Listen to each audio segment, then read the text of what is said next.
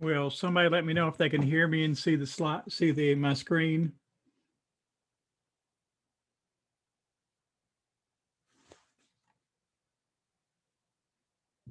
Yes. Okay, thank you. All right, it caught me as much by surprise as it did everybody else.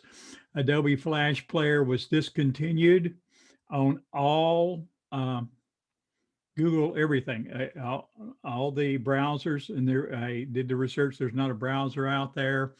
There is not anything that there's workarounds, but the workarounds are way too complicated to want to use this.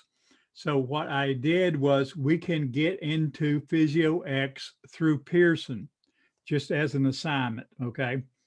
So for the people who were not able to do the PhysioX assignment, and about half the class was able to do it and half the class wasn't, we are going to start doing our PhysioX assignments and probably more of our assignments on Pearson, but they're still going to count 300 points. Notice they're labeled lab and not homework. Homework is all the rest of the stuff. These will be labeled lab. So you, for the people who have not done it, now, if you've already turned one in, you do not have to do this. What I'll do is when I grade yours, I will bring that grade over to Pearson, okay, and stick it into Pearson. You do not have to do double work. If you've already done it, able to get through PhysioX and did the assignment, and about half the class has, then you just stick with that, okay? I will put your grade over here in Pearson, okay?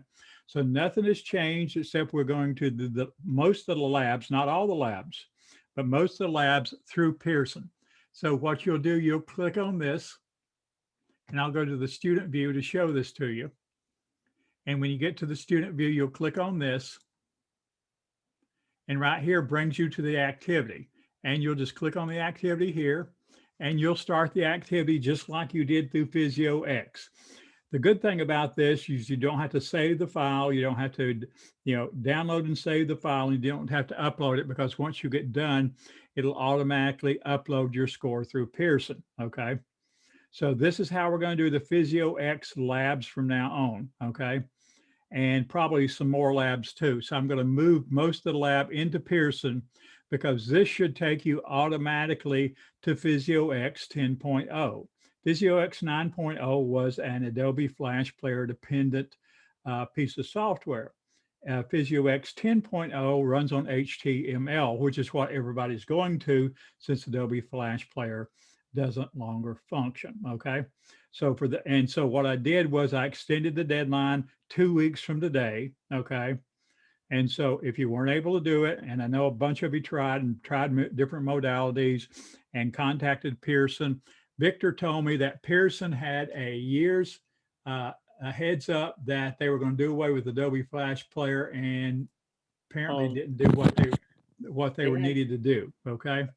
So this, hello? Hey, it's Victor. This is Victor. I just.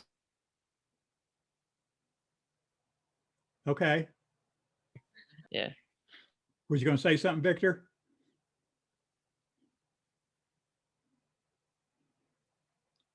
Well, I appreciate it. Thank you for letting us know that. Either way, I found a workaround, and this is how we're going to do this from now on, okay? So for the people who didn't get to do it, and it was about half the class, just go into Pearson under assignments. It's there. It opened up at 1 o'clock today, and you can go ahead and do the lab through there, and I will just bring for the ones who were able to do it, going through PhysioX, and I don't know what your workaround was, but the whole class is going to move here for a lot of the lab assignments, okay? So this is how we're going to do this from now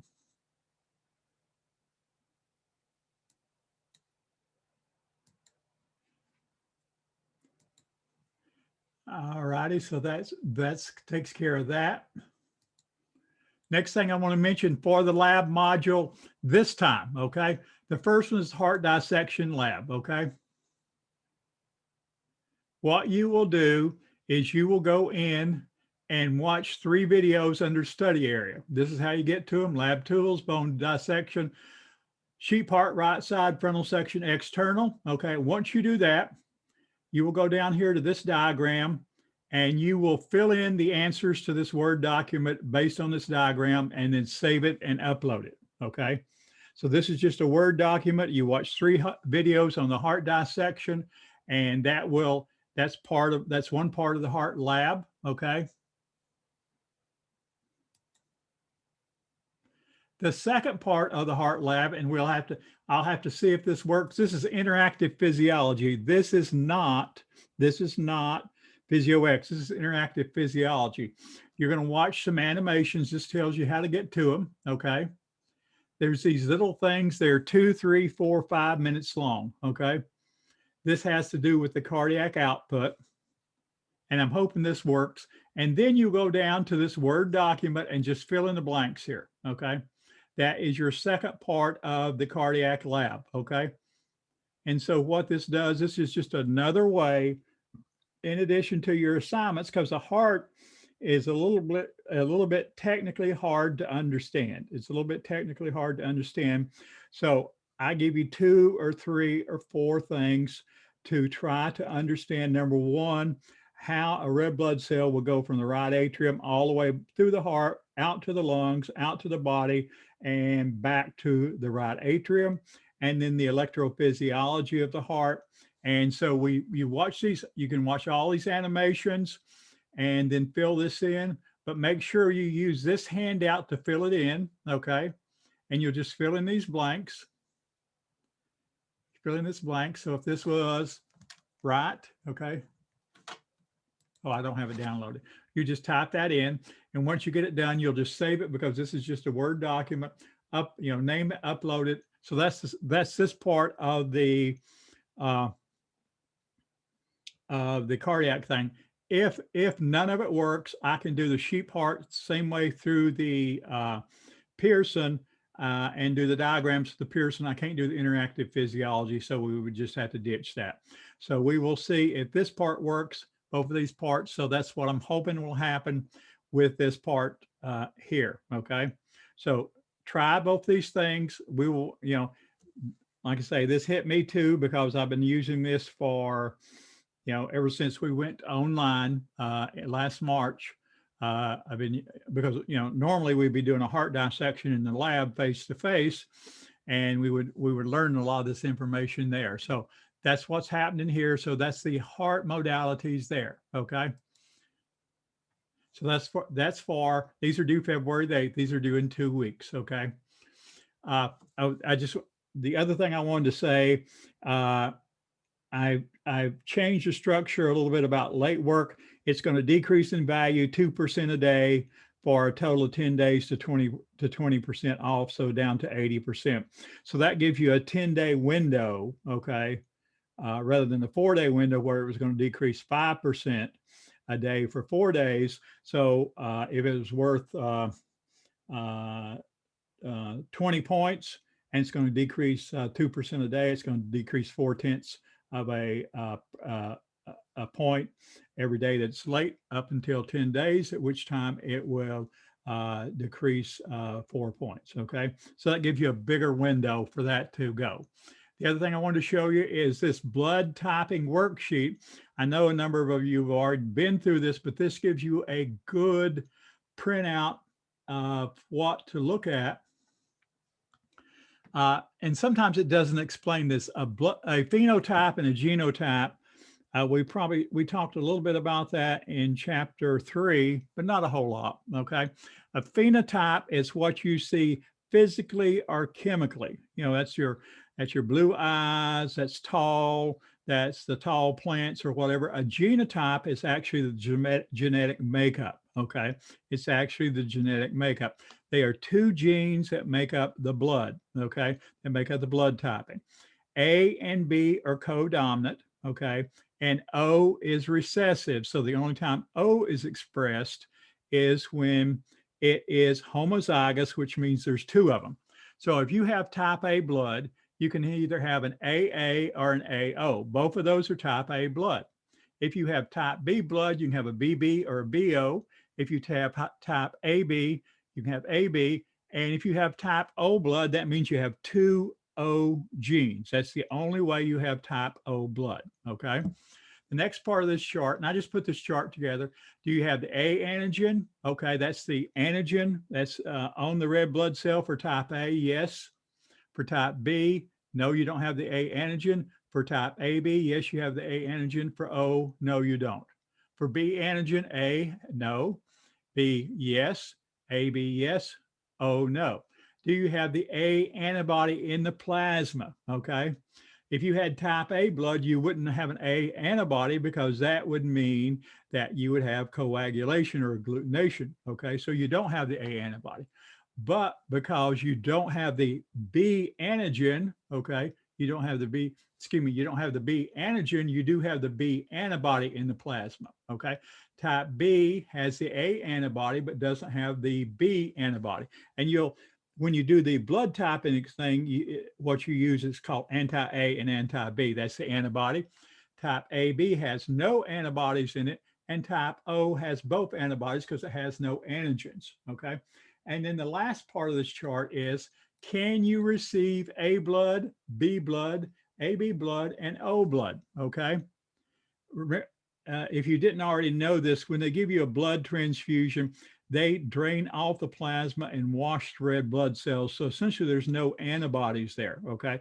It's only the antigens in the blood. So can type A get A blood? Sure. Can it get B blood? No.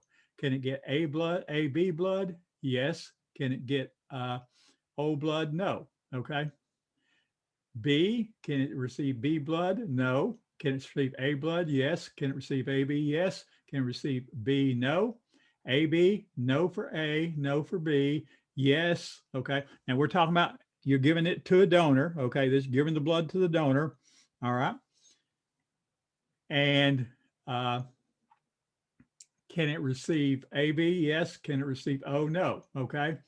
And can it receive O blood? Yes, yes, yes, yes. So you can see that O blood is called the universal donor and AB blood is called the universal recipient. Okay. So I made this chart up. Okay.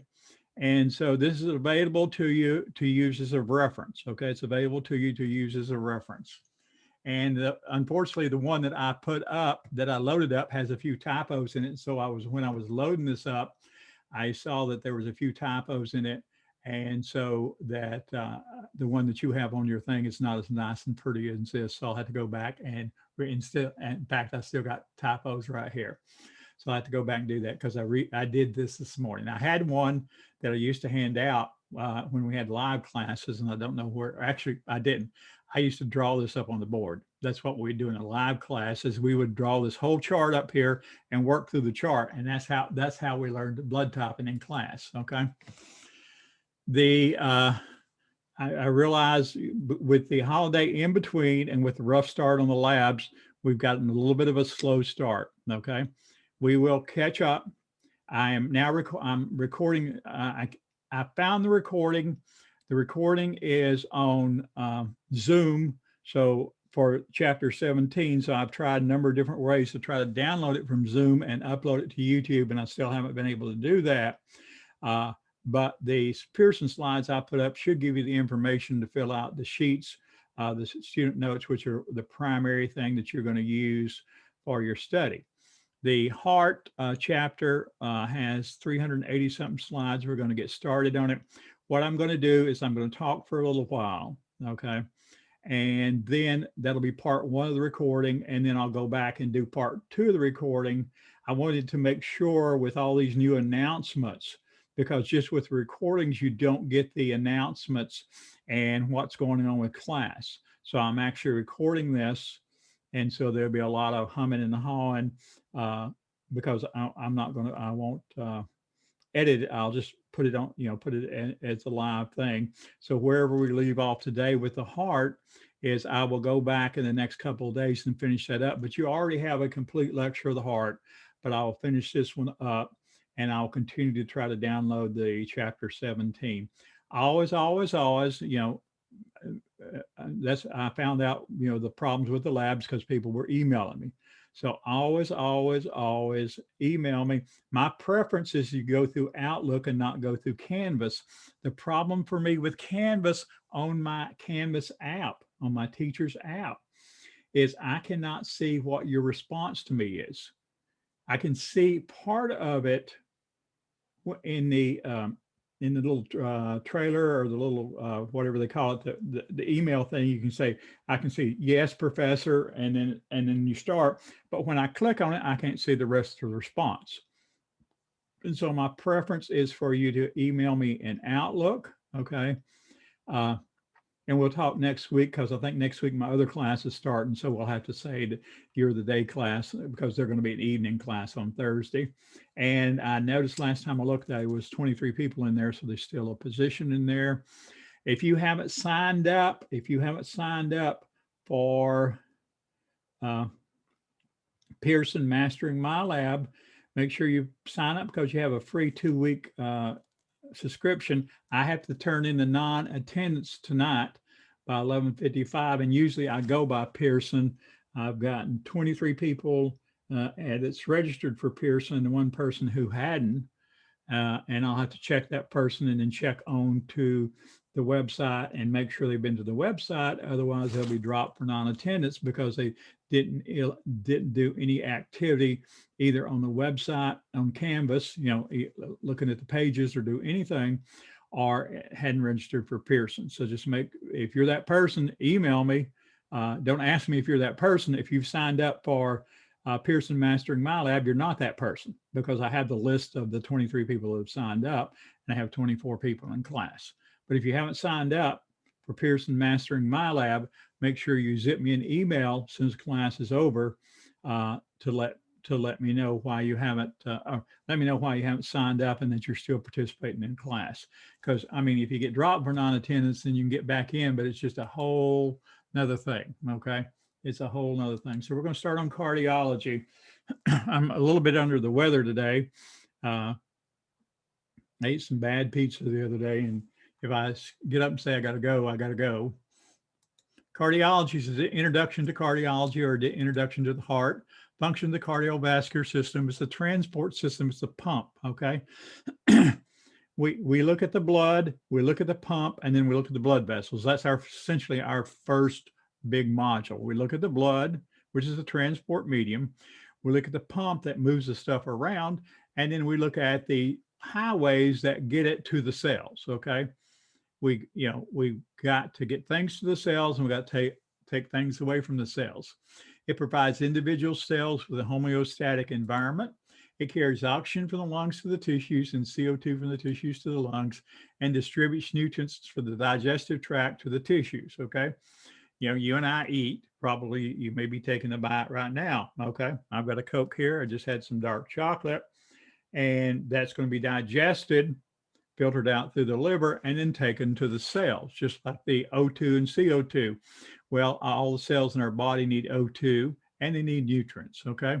Removes waste from the tissues and delivers to the appropriate disposal organs, usually the lung, the liver, and the kidneys. Those are the 3 big disposal organs. Distributes heat produced by the skeletal muscles, transports hormones and antibodies. Components of the cardiovascular system are chapter 17, the blood, the transport route, the blood vessels, which we talk about next week, and the pump, the heart, okay? This is the heart. This is how it looks, okay? It's fist size, 250 to 350 grams. It's located obliquely in the medial thoracic cavity. So here it is in the thoracic cavity. It's located obliquely. This is the apex of the left ventricle. This is the right atrium up here.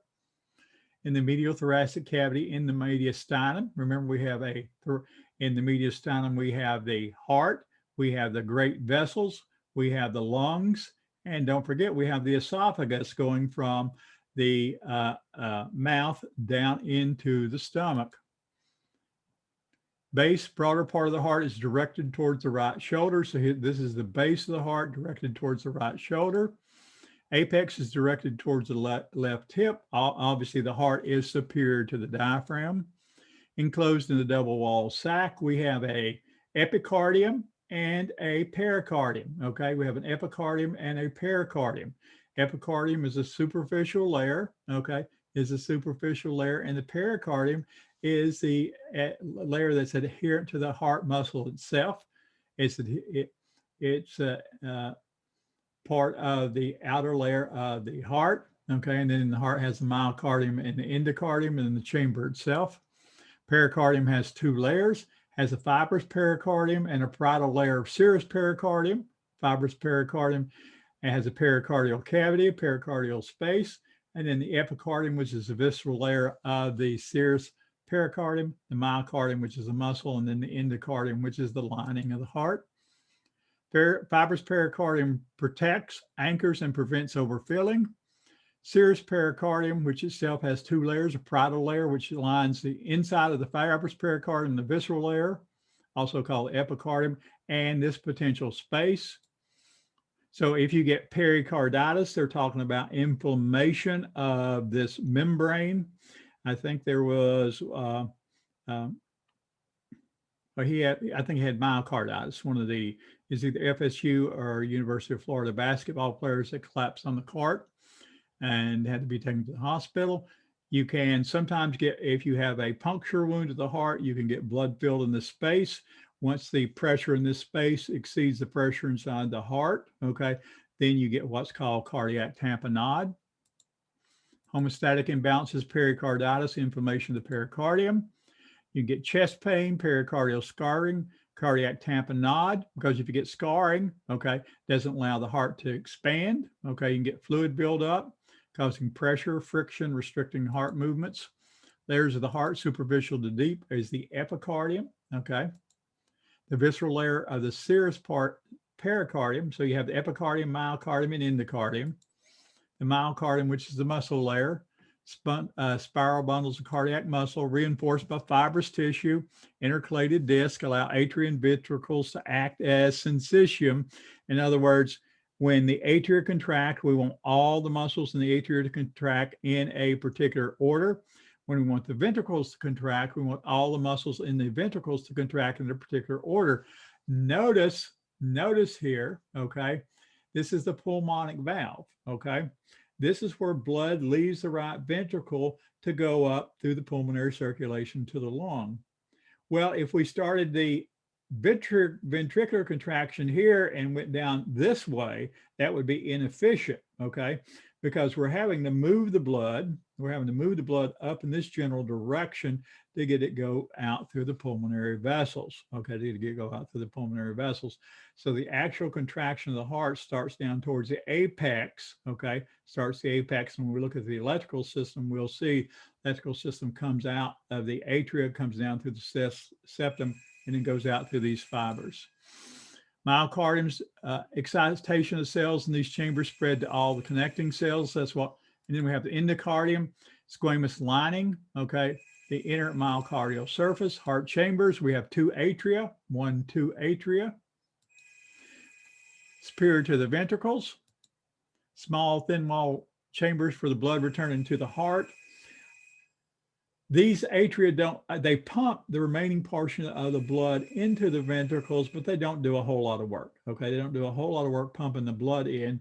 The blood, as long as the ventricles are not contracted and build up enough pressure, this blood fills by gravity into the ventricle. And it's only at the last part, just before ventricular contraction, that the atria actually contract.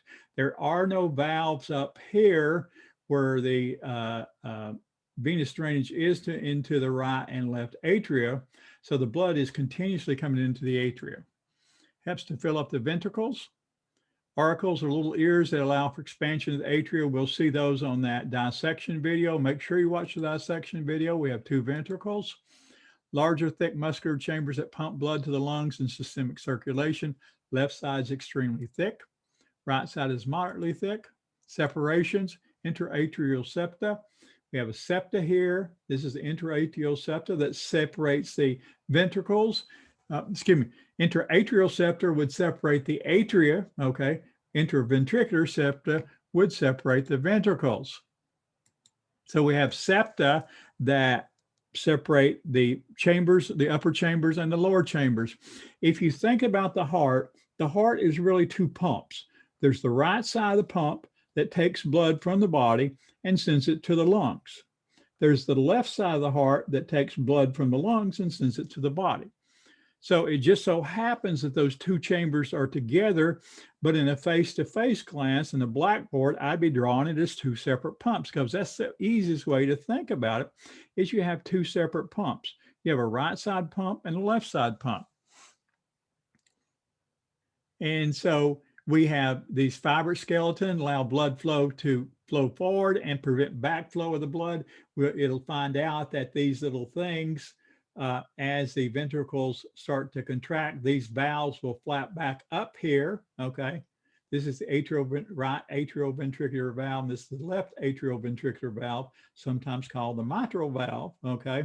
These valves will flap back up here because when we contract the ventricles, we want the blood to go out the pulmonary circulation and out the systemic circulation. Pulmonary circulation is going out to the lungs, and systemic circulation is going out through the body. Functionally, the heart is a double pump. The atria receive blood and fill the ventricles. The right ventricle pumps blood to the lungs. The pulmonary circulation, short distance, low pressure.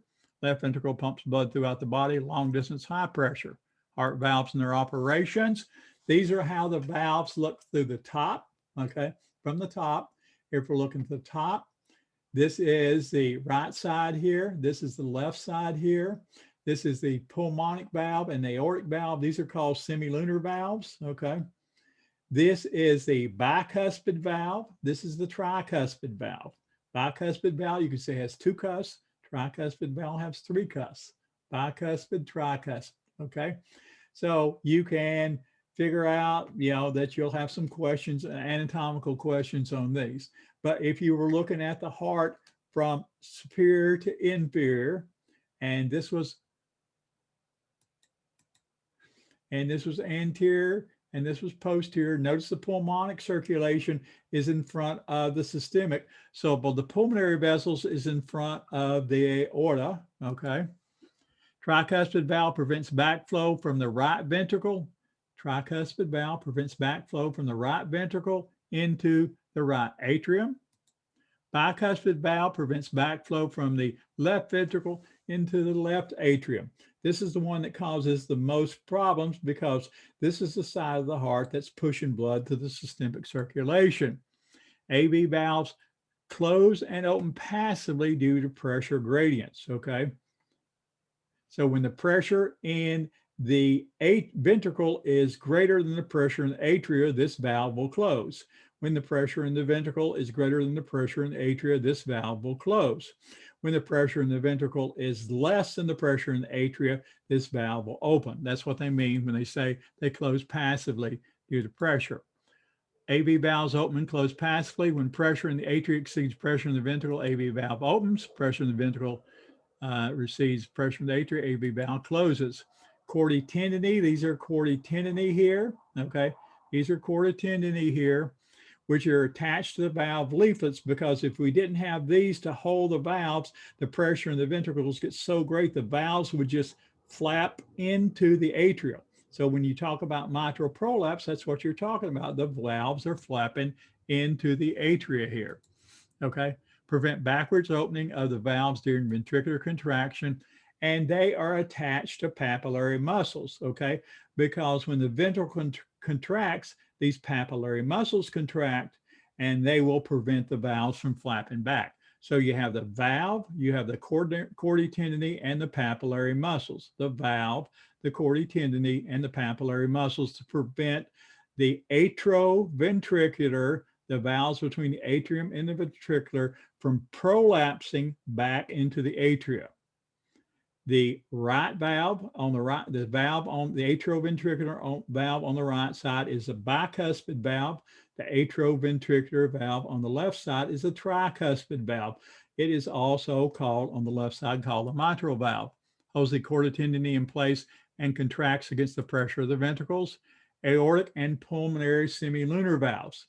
What happens when the ventricles contract, when the pressure gets greater than the backflow of blood, remember there's blood in these vessels. So when the pressure is greater than the backflow of the bloods in the pulmonary circulation and the aortic circulation, these valves flap open, okay? So when the ventricle starts to contract, the atrioventricular valves start to close. The ventricle continues to contract. Once the pressure inside the ventricle is greater than the pressure in the blood vessel, whether it be the main pulmonary trunk or whether it be the aorta, these valves will open. Okay, remember they're two separate systems. So these valves will open and they'll flip open, okay? They'll flip open, all these leaflets will flip open and blood will come out of these vessels, okay? The ventricle will contract fully and then start to relax. Once the pressure in the ventricle is less than the pressure in the aorta or pulmonary circulation, these valves will flap back down and you see their little cusp here. These are called, these are semilunar valves, and they will fill up with blood, and that's what closes them, okay? And that's what closes them. They will fill up with blood, and that's what closes these valves here. Pulmonary semilunar valve prevents backflow from the pulmonary trunk into the right ventricle. This is the pulmonary semilunar valve right here. Aortic semilunar valve prevents backflow from aorta into the left ventricle. We cannot see that valve there. These valves are pressure operated. When ventricles contract, increased pressure, valves open. Ventricles relax, decreased pressure, valves close, okay?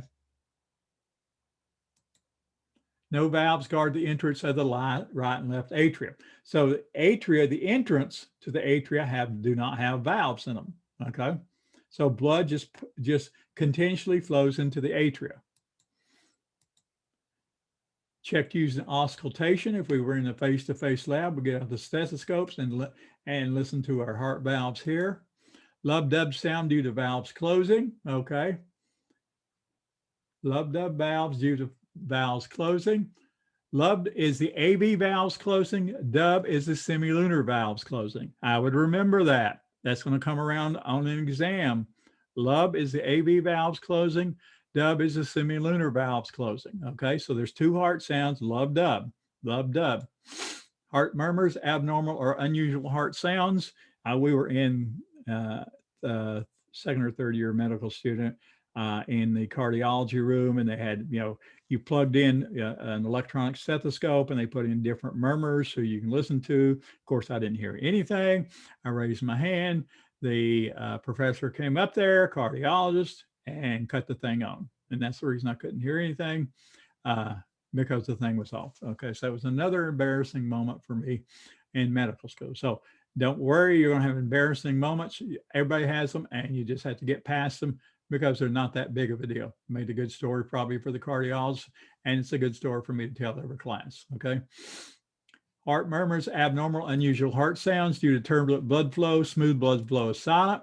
Incompetent valve, swishing valve should be closed, but it's not, okay? So you'll get all kinds of sounds. Good cardiologists can differentiate, pretty well differentiate the valvular disorder before they ever go get any kind of test, okay? Valvular stenosis, clicking sound, valve night should be open, but it's not. So if you have a stenotic valve, okay, in other words, it's calcified, it doesn't open, doesn't close, then it makes this different sound. Pathway of blood through the heart, it goes from the right atrium. Oxygen poor blood, it's coming back from the body, okay? Three big terminal veins. You have the superior vena cava, the inferior vena cava, and the coronary sinus that drains the heart. Remember, the heart's going to have oxygen poor blood. Superior vena cava, inferior vena cava, coronary sinus. I'd remember that. You're going to see that somewhere, okay?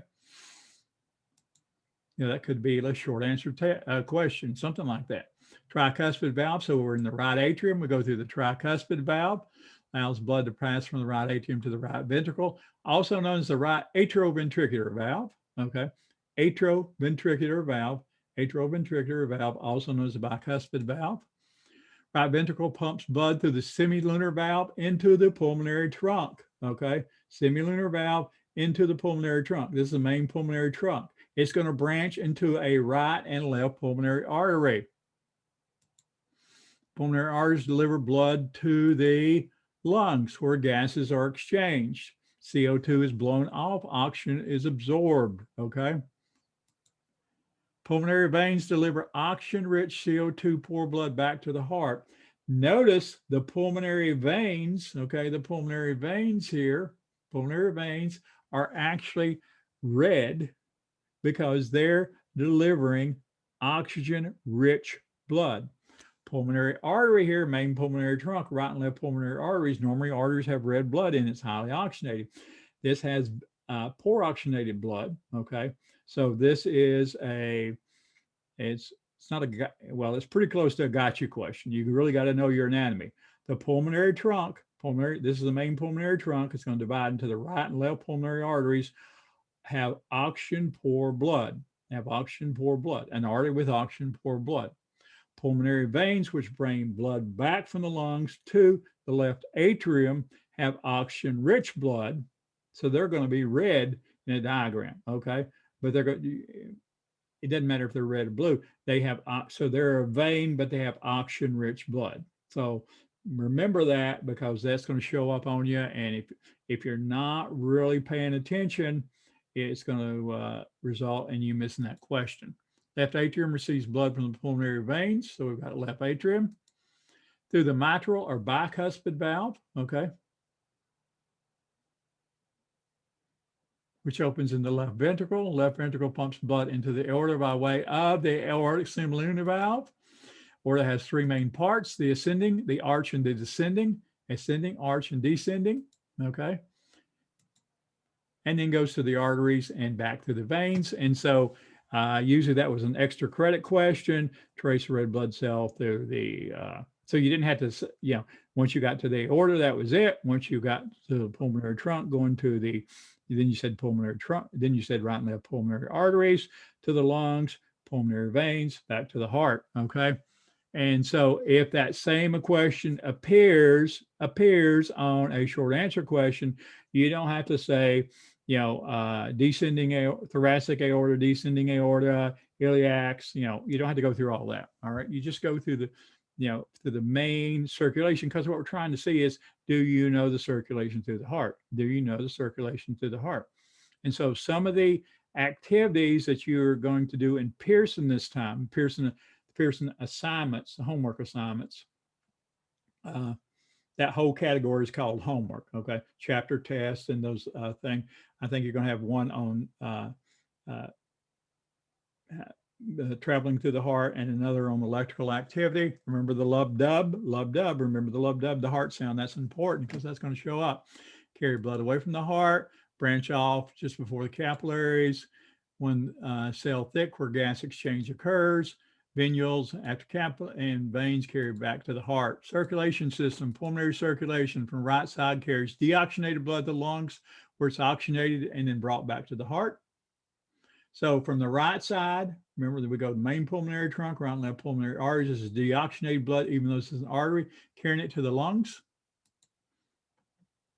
And then we carry oxygenated blood by way of the pulmonary veins back to the heart.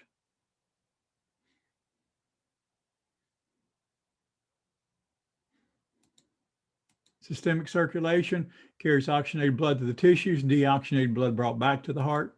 Coronary circulation, the heart has a rich circulation, shortest circulation in the body. Shortest circulation, the heart gets 1/20th of the cardiac output. It is perfused during diastole.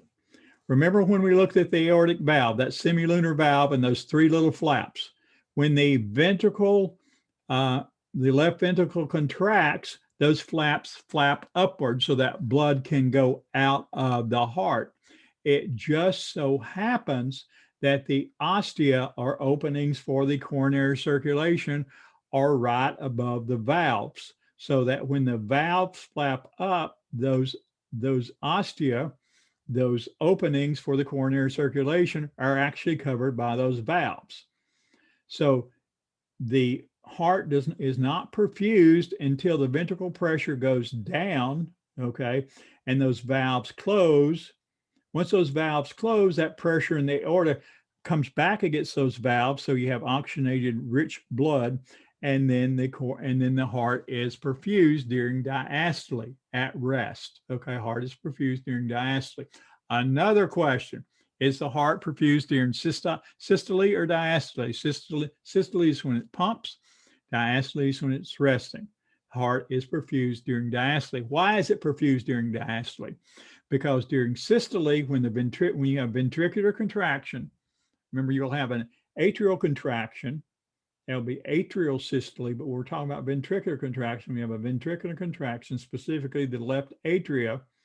When it contracts, pressure gets greater than the pressure in the aorta. The valves flap open. When they flap open, those flaps cover the ostia of the coronary arteries.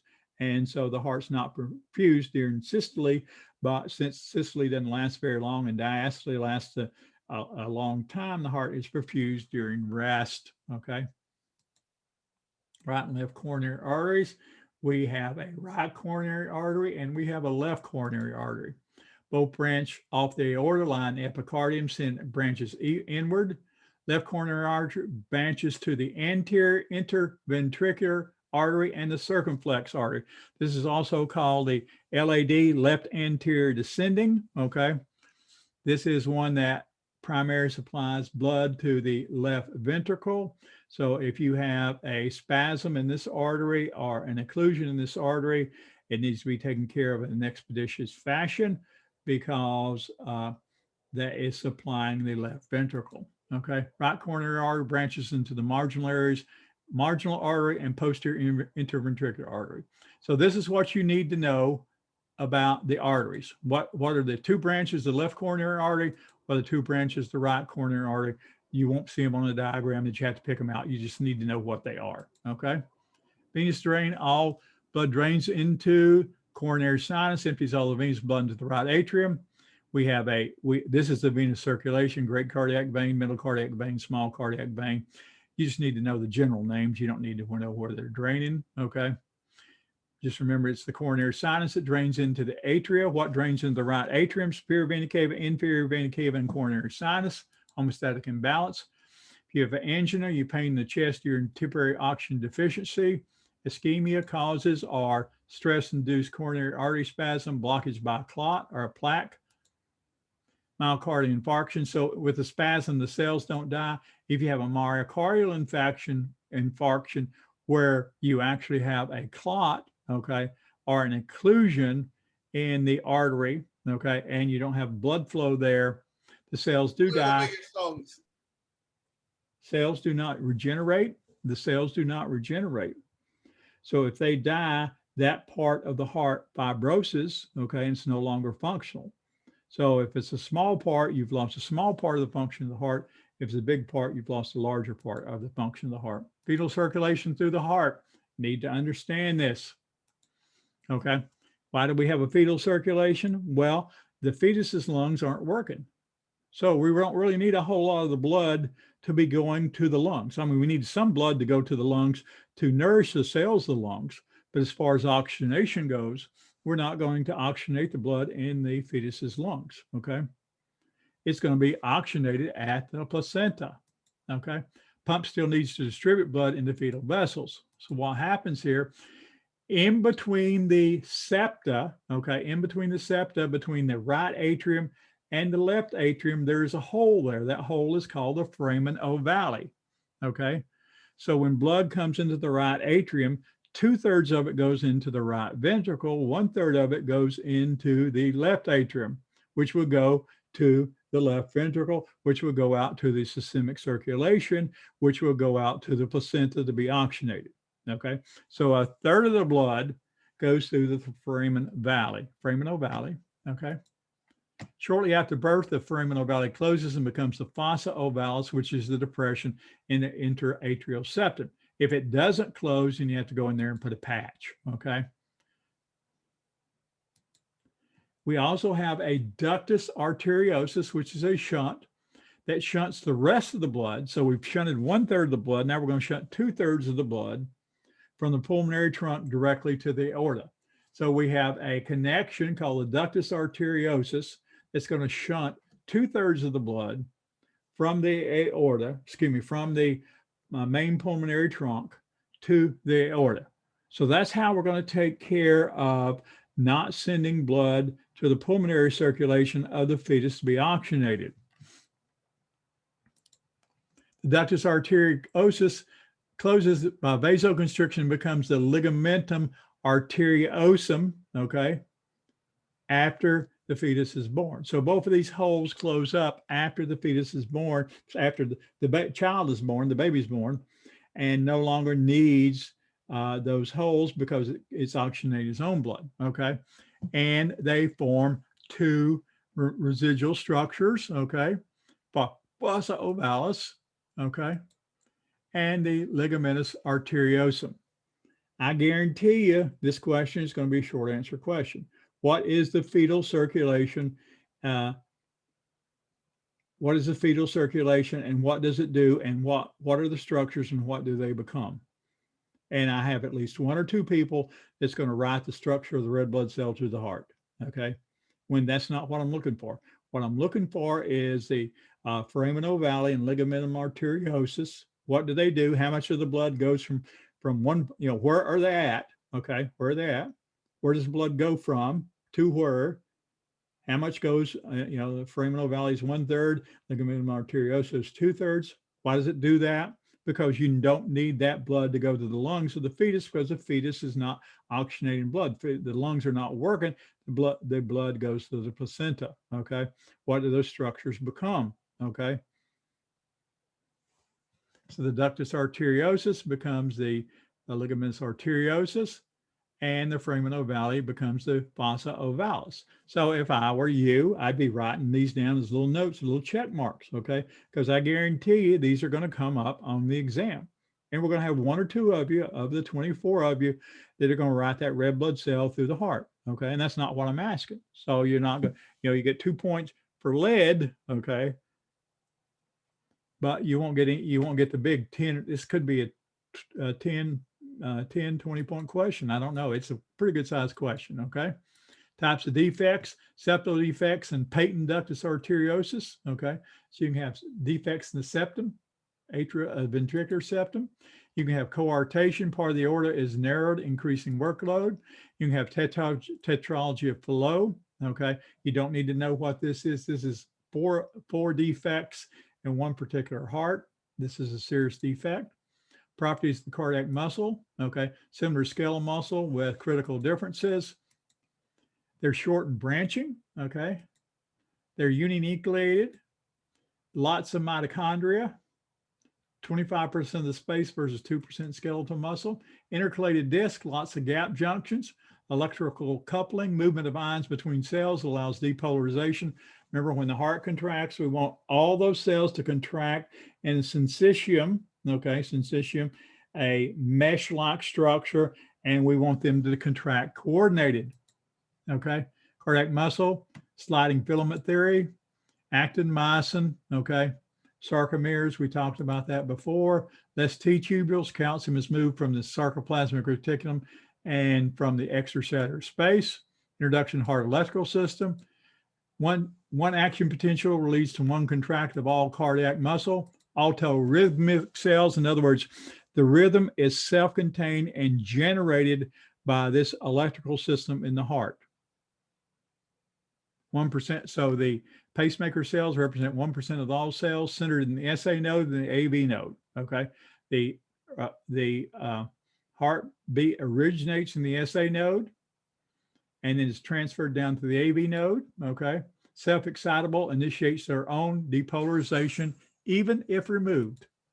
Set off action potentials in the heart. Okay. Absolute refractory period, 250 milliseconds, lasts longer. So technique is not possible. Okay. Remember, we've got to have a refractory period, number one, because that's when the heart's perfused. Okay. Heart is perfused when the ventricle's not contraction. If the ventricles don't relax, ventricle can't fill up with blood. Contraction of cardiac muscle cells. Wave of depolarization spreads rapidly through the heart using specialized conducting cells, electrical coupling cardiac cells. AP polarizes the cell membrane. We saw that. We have a threshold, minus 90 millivolts. Rising phase, rapid influx of sodium. Plateau, sodium causes open the extracellular potassium gates. Influx of calcium, okay. Enters through the extracellular space. Maintains positive charge, causes releases of calcium from sarcoplasmic reticulum, increases force of contraction. Following phase, outflow of potassium, calcium channels close. All processes require energy, and the heart's dependent on aerobic sources of ATP production. Most mitochondria of any tissue, remember 25% of the space in the cardiac cells is mitochondria due to increased oxygen use. Heart relies on aerobic respiration. Person who has an MI has increased blood levels of creatine kinase. Normally stays in the cell, but dead cardiac cells release it into the blood. Cardiac ischemia, reduced blood flow. Heart tissue becomes acidotic, forces gap junctions to close. Wave of depolarization bypasses the ischemic cells and lead to MI. Location of the conducting system, the AV node, the SA node, the main bundle, okay, the right and left bundles, okay, and then the Purkinje fibers. SA, AV, main bundle, right and left main bundles, okay, the Purkinje fibers. SA node in the right atrial wall generates about 75 times each minute. Inherent rate's about 100, but hormones and neural control keep it 75. Fastest region in the conducting system has more gap junctions. Pacemaker, sinus rhythm is the rhythm. AV node, this is the AV node. Atrioventricular node, inferior portion of the interatrial septum. So interatrial septum, the inferior portion, generates impulses at about 50 times per minute. So if the SA node is knocked out for whatever reason, okay, then your heart's not going to beat 70 times a minute. It's going to beat 50 times a minute because that's the normal rate of the AV node is 50 times per minute. Delay impulses. So the impulse from the SA node to the AV node is delayed. So the atria can respond completely to the SA node and finish contraction. Okay. Atria need to contract. Most of the blood flows passively into the ventricles, but there'll be some blood remaining and the atria need to contract. Atria need to contract so that the remaining portion of blood in the atria move into the heart. AV bundle of His, superior portion of the interventricular system, AV bundle of His. I'm sure that's somebody's name. The only electrical connection between the atria and the ventricle. The AV bundle of His is the only connection between the atria and the ventricle. AV bundle splits into a right and left main pathway. Branches head towards the apex. Long strands of barrel-shaped cells penetrate into the heart apex. Turn superiorly into the ventricular walls. Excuse me a minute.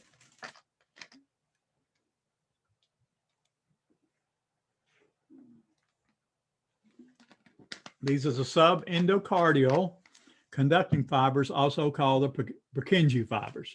So be familiar with both names. I'm sure this is somebody's name. Remember, they're getting away from that, but I'd much rather remember Purkinje fibers than subendocardial conducting network. Most elaborate left sides, it's much larger than the right, responsible for large ventricular contraction. So this is responsible and coordinates the contraction of the ventricles that the ventricles contract upwards, okay, so that we get that coordinated contraction so that we can push blood out. The pulmonic semilunar valve and the aortic semilunar valve. Right side is the tricuspid valve, left side is the bicuspid valve. Heart then contracts in a ringing manner from apex to atria. In the Purkinje fibers, so if you had the AV node, the SA node, the AV node, and the bundle of His fibers out, then you would have an inherent rate of 30 beats per minute. So you probably need a pacemaker. That'd be too slow. Electrical activity, EKG, how do we do this? Okay, leads placed on the body, conducting pathways abnormal, heart enlarged, certain regions of heart damage. Measurement of electrical activity. We have a P wave, a QRS wave, and a T wave. A P wave, a QRS wave, and a T wave. The P wave represents the atrial depolarization, okay? So that's the electrical signal just before the atria contract, okay? P wave, you're going to need to know this, P wave represents the atrial depolarization. That is the electrical signal just before the atrial contract. The QRS wave represents two things. QRS represents two things. Number one, ventricular depolarization. So that's the electrical signal. Remember, you get a depolarization. That's that spike up towards the positive, depolarization. So that's just before you're going to have electrical signal and then you have the contraction. So that's ventricular depolarization. You also get atrial repolarization. Okay. Now the atria is contracted, it's going to repolarize, it's going to come back towards negative. But because the ventricular depolarization is so large in magnitude compared to the atria, you don't see it. And then finally, the T wave represents ventricular repolarization. You're going to need to know this. P wave represents atrial depolarization. QRS wave represents ventricular depolarization and atrial repolarization. T wave represents ventricular repolarization. Okay. So just like you need to know the heart sounds, the lub dub, what's the lub mean? What's the dub mean? What's happening during that thing? You need to know what's happening during the P, the QRS, and the T. You don't need to know how long they are. You don't need to know your abnormal intervals and what it means. You're not going to have an EKG up there and you've got to interpret that, but you do need to know the basics of the EKG. And that's the P. This is the P wave. This is the QRS wave, and that's the T wave. You do need to know the basics of the EKG and what they represent. And it's not hard. It tells you right here what it represents. It just doesn't mention your atrial repolarization, but it tells right there. P wave, atrial depolarization, atrial contraction. Large P wave indicates enlargement of the atria. QRS wave, ventricular repolarization and atrial depolarization. Ventricular contraction, atrial relaxation. Increased Q wave represents MI. You don't need to know the abnormals, okay? Just know what the normal means, okay? T wave, ventricular repolarization, ventricular relaxation. So if it's a depolarization, it's a contraction. If it's a repolarization, it's relaxation. Flat T wave indicates insufficient oxygen, coronary artery disease. PR, PQ interval, don't need to know that, but it's available to you in case you want to look at it. Scar tissue slows action potential as it travels around damaged area. QT interval, measuring ventricular. These are just lengths of time. Most of these are done electronically. Okay. In the old days, you got a ruler or caliper out and measured the distance between these.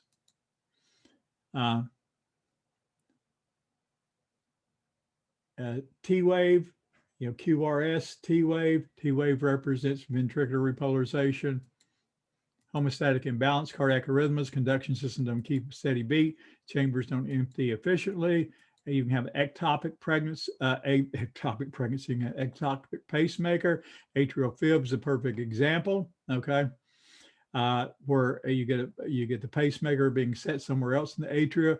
Yeah, usually what happens, they'll treat you medically, and then if you break through, okay, they will go in there and they have cardiologists who are specialized in electro cardiac things, and they'll go in and locate that pacemaker and they will cauterize it to try to get rid of it. So SA node is 70 beats per minute, AV node 50 beats per minute, Purkinje system 30 beats per minute. I'd know that. Okay. What happens if the SA node is out? If the SA node is out, number one, the pulse is down to 50 beats per minute. What happens in the EKG? Well, if the SA node's out, you don't have atrial contraction and atrial depolarization. Okay. So you might not have a P wave. Okay. So there's two things happen if the SA node gets knocked out. Caffeine, nicotine, electrolyte balance can set off extra beats. Yeah. If you have a lot of arrhythmias, they recommend that you don't do caffeine and nicotine. Okay. Area of the heart reaches threshold first, like this pacemaker. So you got SA node, AV node, the Purkinje fibers, right and left bundle branch, and the bundle of His. Okay. SA node, AV node, bundle of His, right and left bundle branches, and the Purkinje fibers. Heart block, anything knocks out the AV nodes, only connection to the ventricle. Without input, the ventricle have no pace and contracted intrinsic rate. So too slow to maintain circulation, you're not going to have an EKG. Okay, cardiac cycle, two major points. Systole, contraction creates maximum pressure. Contraction creates maximum pressure.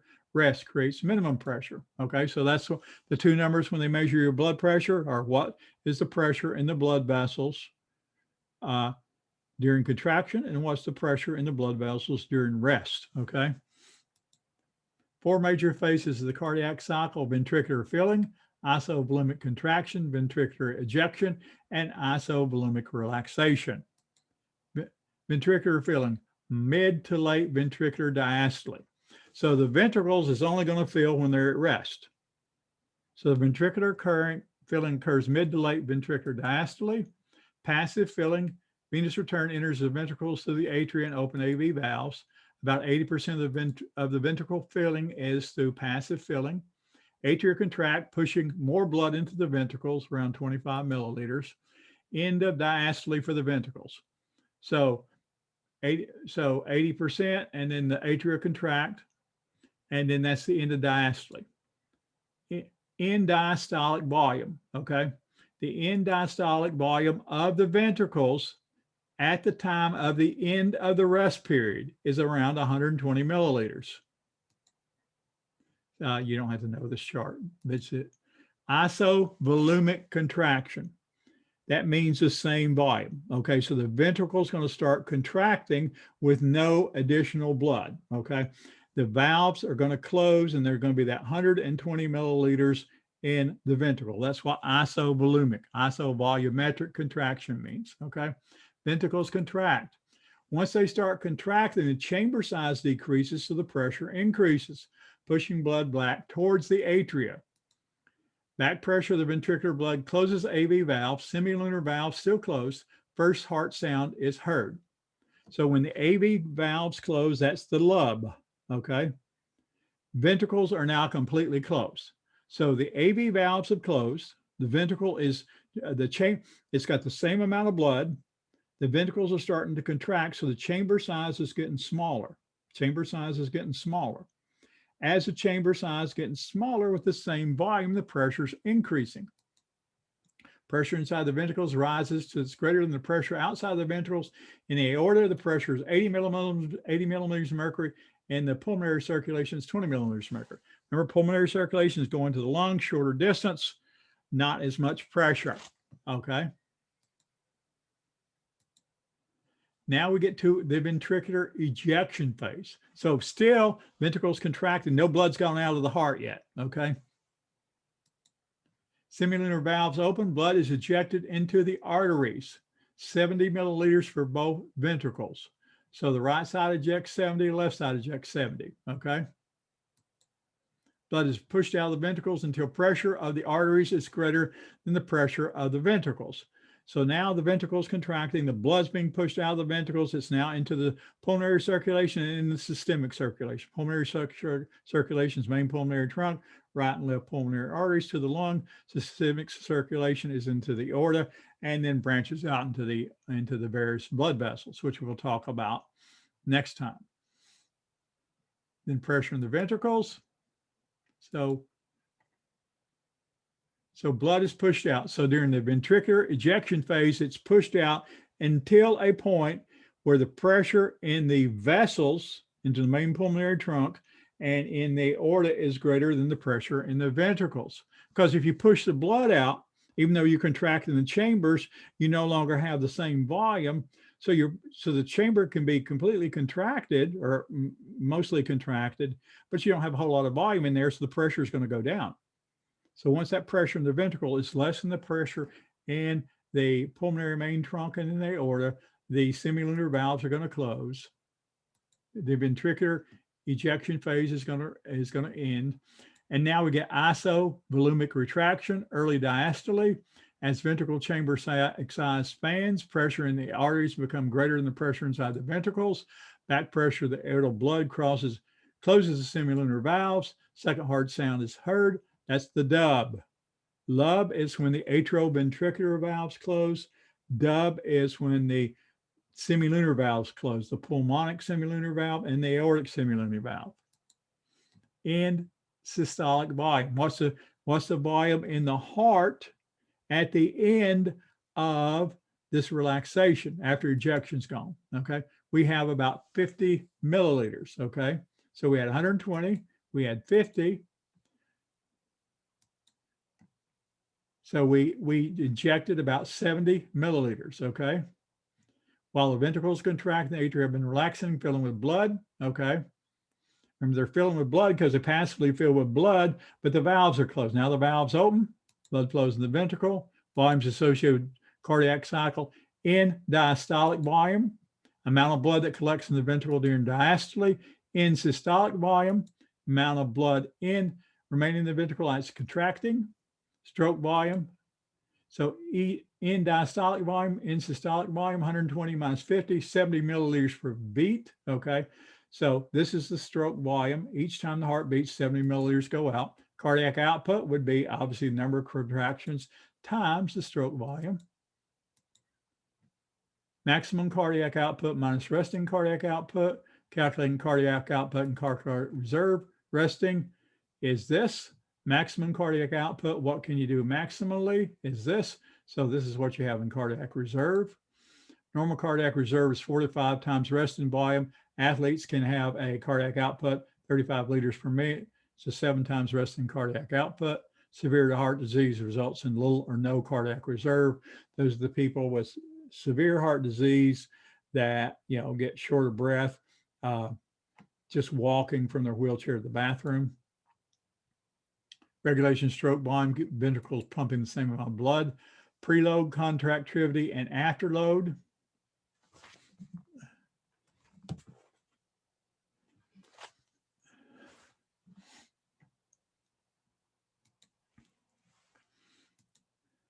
Preload is the amount of ventricles are stretched before contracting. Frank-Starling law, the critical factor is the preload is the degree to which the muscles are stretched. Optimal length, the cross bridges form and stronger contraction can be. Length of ventricular diastole stretches the length, so the longer the relaxation phase, the more it's going to get stretched. If the venous returns too slow, stretching doesn't occur because no blood to stretch the chamber. Cardiac muscles are usually kept slightly shorter than optimal length. So we're talking about preload. Contractility, force of the contraction, level of calcium, sympathetic stimulation, epinephrine and norepinephrine, positive inotropes, digitalis, hormones and calcium, negative inotropes, anesthetics, acidosis, increased potassium. Afterload, pressure that the ventricles must overcome to eject blood into the arteries. Okay, so that's the arterial pressure. Normal back pressure, aorta is 80. Greater than 90 creates problems when too much blood stays in the ventricles. Pulmonary arteries is 8. Greater than 10 generates problems. Okay. So you have preload, afterload, and preload contractility and afterload. Preload is how much it stretch. Contractility is how much it contracts. And afterload is how much is in the great vessels that has overcome. Regulation heart rate, sympathetic and parasympathetic branches are used. Proprioceptors monitor position of limbs. Chemoreceptors monitor changes in blood. Baroreceptors monitor stretching found in the carotid arteries and the aortic arch. I won't be asking you these. They are, I know they are. So what the thing is, there's position receptors. Okay. Obviously, if you're standing up, the pressure is different than if you're lying down. Okay. There's chemoreceptors that are going to monitor the changes in the blood, the O2, the CO2. There's baroreceptors that are going to monitor how much you stretch. Sympathetic stimulation extends from the spinal cord out to the SA and AV nodes and most portions of the myocardium. Speed depolarization, SA-AV node due to increased heart rate, accelerates relaxation, enhance calcium activity, peaks 160-80, any faster. So the heart can beat normally to 160 to 180, any faster, stroke volume and cardiac output would decline. Parasympathetic, cardiac reaches SA and AV nodes via the vagus nerve, decreases heart rate, opens potassium channels, not much effect on contractility. Major parasympathetic stimulation can slow heart 20 or 30 beats per minute, even temporarily start the heart. That's if you were stimulating the vagus nerves. Parasympathetic dominates over sympathetic, resulting in a resting rate somewhere well, it says my internet's in, between 75 and 100 beats per minute. Imbalance bradycardia, less than 60 beats per minute. Slowed to below intrinsic rate. Ventricles may contract at times unrelated to atrial contraction. Tachycardia, greater than 100 beats per minute. Chemical regulation, hormones increase, epinephrine, norepinephrine, thyroid hormone, ions, hyperkalemia, lowers resting potential, decreases heart rate. Hypokalemia, heart beats feebly with abnormal rhythms. Hypocalcemia depresses the heart. Hypercalcemia results in spastic heart contractions, permits too little rest. You can have congestive heart failure, where heart fails to distribute blood adequately. Blood tends to pool in extremities, causing edema. Small MI is undetectable, decreases, if you have an undetectable MI, decreases the ability of the heart to generate adequate pressure. Heart progressively fails and cardiac output declines. Left heart failure produces pulmonary congestion. So you have if the heart is not beating on the left side, then the blood's going to the lungs, but it's not going to the systemic circulation because you have the left heart failure. So you get pulmonary congestion. Right heart failure produces peripheral congestion. You get a lot of edema. Homeostatic imbalances, coronary atherosclerosis. You get clogging of the vessels. Clogging the coronary vessels, hypoxia, contracts inefficiently, hypertension, diastole of 90 millimeters or higher. Okay. In-stroke volume rises and more blood's left in the heart after systole. Its ventricles not able to expel blood. Myocardium hypertrophies and becomes weaker. Causes diet, sodium, fat, cholesterol, obesity, age, diabetes, all the things that they look for when you come in if you have hypertension. Treatment is lifestyle changes, drugs, diuretics, ACE inhibitors, beta blockers, calcium blockers, hypotension, cardiac output insufficient, cardiogenic shock, inadequate pumping of the heart, low venous return, obstructed venous return, tumor aneurysm, and that's the end of the slides. We did get through all the lecture. So we went through the slides fairly rapidly. There is a lecture there. I've been recording this lecture. Number of things we talked about early on, primarily about where to find, if you were unable to do the PhysioX, where to find the PhysioX. You go to Pearson. There's going to be a slide for Pearson. Excuse me, there's an assignment for Pearson. It's going to say Chapter 17, Blood Type and PhysioX. You'll do that assignment through there. If you've already done the assignment and turned in the PhysioX, do not do it twice, okay? I will take your grade from the one you turned in and put it into Pearson. We're going to do PhysioX from Pearson from now on, okay? Because that looks like it's going to take you directly into PhysioX 10.0 and bypass 9.0, and you'll be able to do it. The two labs, and you have 2 weeks to do it. Okay, so I extended the deadline for 2 weeks. So you have till February the 8th, 5th or 8th, whatever the day was. The 2 labs for this section are, one of them is watch the 3 sheep dissection, heart dissection videos, and then go to that diagram and fill in the answers to the questions, okay? On that diagram, you just find the picture in the book or close to the picture in the book and fill in the pictures. And the second one is interactive physiology, which I'm hoping works without the flash player, okay? I'm hoping works without the flash player. I actually had to get them to, I couldn't get to study area or to instructors resources for 3 or 4, for a couple of days. And I actually had to go to Pearson Help, and they had to do something in my Pearson to be able to give me access there. And so I don't know what they did. I don't know if they took out PhysioX 9 or whatever they did, but I wasn't able to get to anything. Okay, I wasn't able to get to get to anything through the study area or through instructors resources. And so they even had to fix mine. So I don't see a lot. They had to go in the back end. Okay, and actually the first person I talked to wasn't able to do it. They had to bump it up to be able to do it. So the 2 labs should be things that you should be able to do. I'm not 100% sure about the interactive physiology, but that's just watching some 3 to 5 minute animations. There's a whole bunch of questions after that. Just go through and fill them in. you just download the file. The file is just a Word document, so it shouldn't be any problem. You don't have to go through any special gyrations.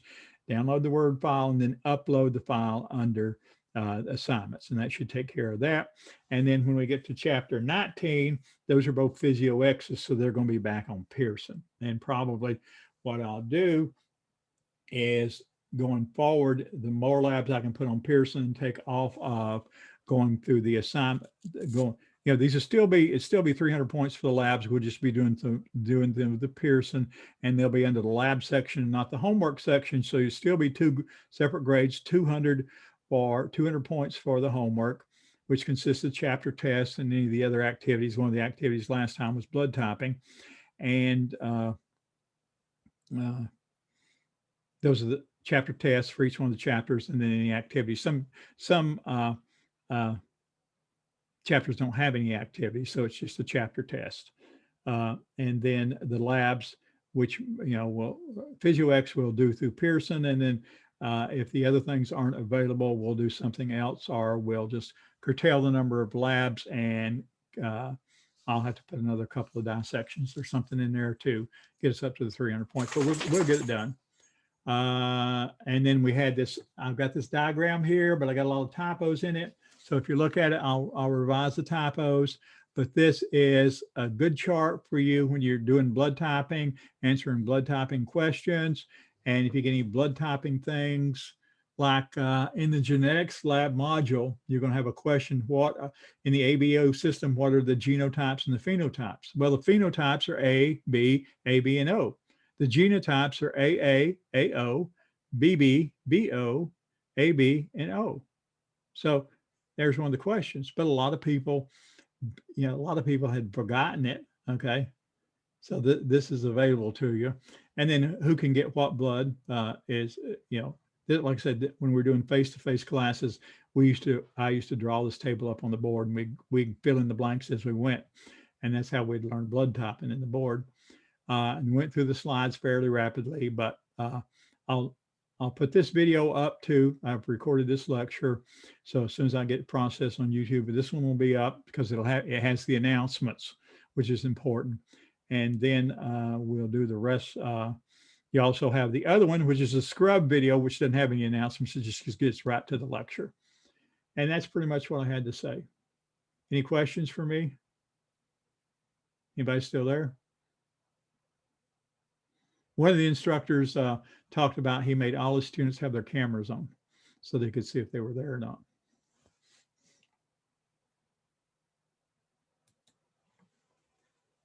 No questions still here. Okay, good. I have a question about blood type. Okay, what's your question? If you don't have any questions, you can go ahead and go. We're done. If they have a question, let's see what the question is. Negatives, that's the RH factor. We didn't talk about the RH factor, okay?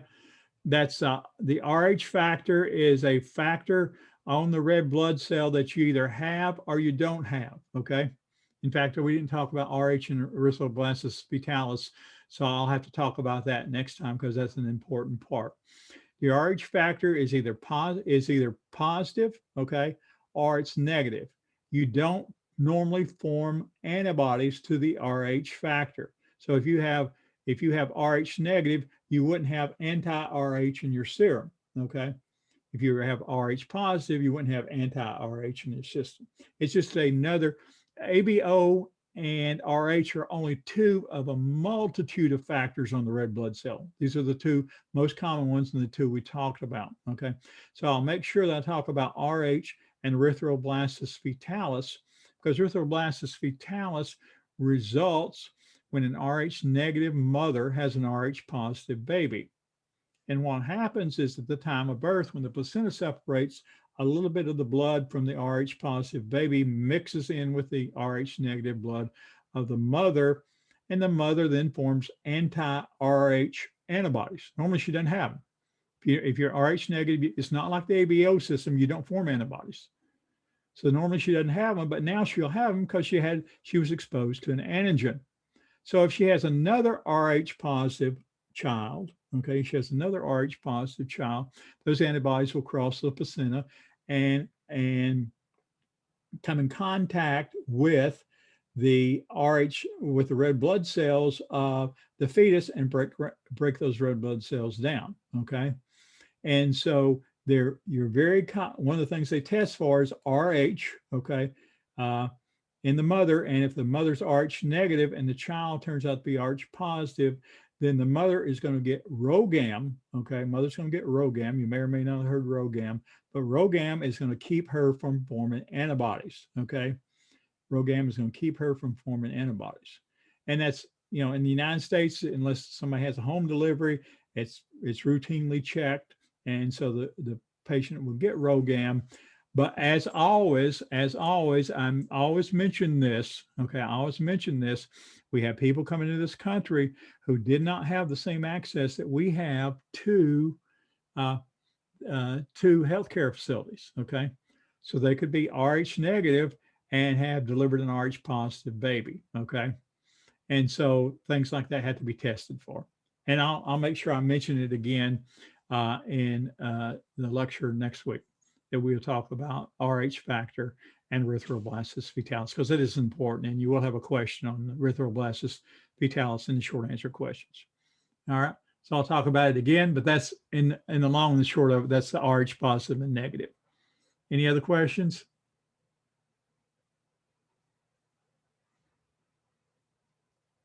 All right. Well, thank you very much. And I'll see you next Monday. As always, if you have any problems, email me. Okay. Try to use my Outlook email instead of the Canvas email, because on my phone, I can't see your, once you've sent me a reply and I've sent you a response back, then when you send me another reply, I don't see it. I can see it first couple of words when I see the start of your email, but that's all I see.